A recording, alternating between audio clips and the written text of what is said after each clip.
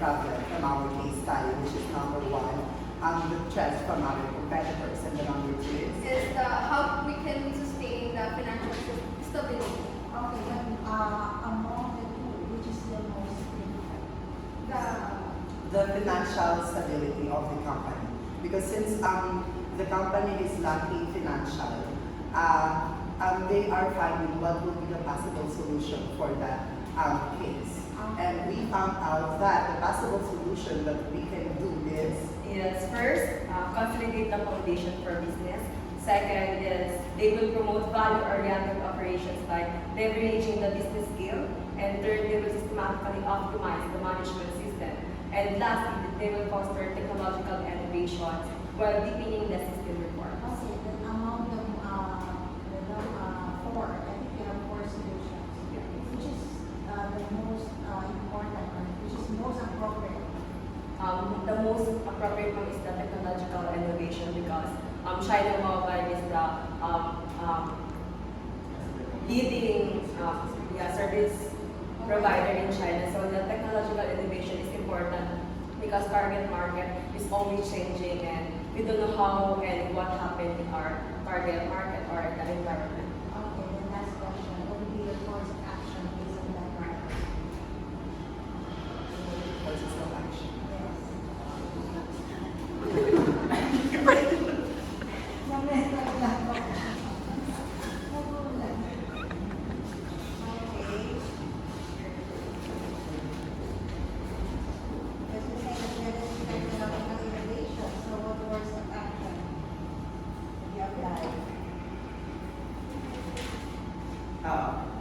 So the SOP restaurant is what will be the possible use of China Mobile. Okay, we're done with that. So Okay. you have mentioned that it's going to be technological innovation. So what course of action?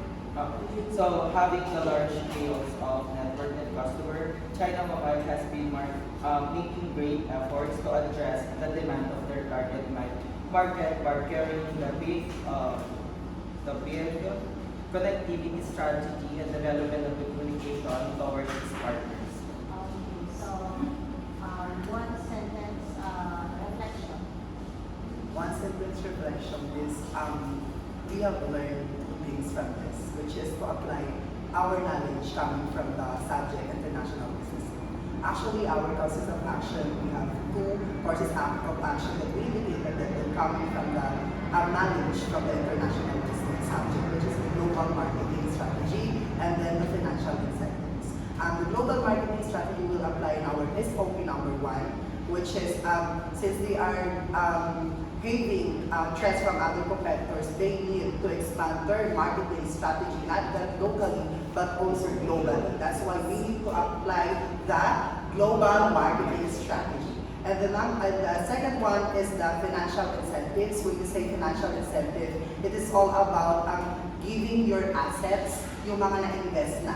Since they don't have enough financial, or we will say money, they can sell their land because that's part of the financial incentives.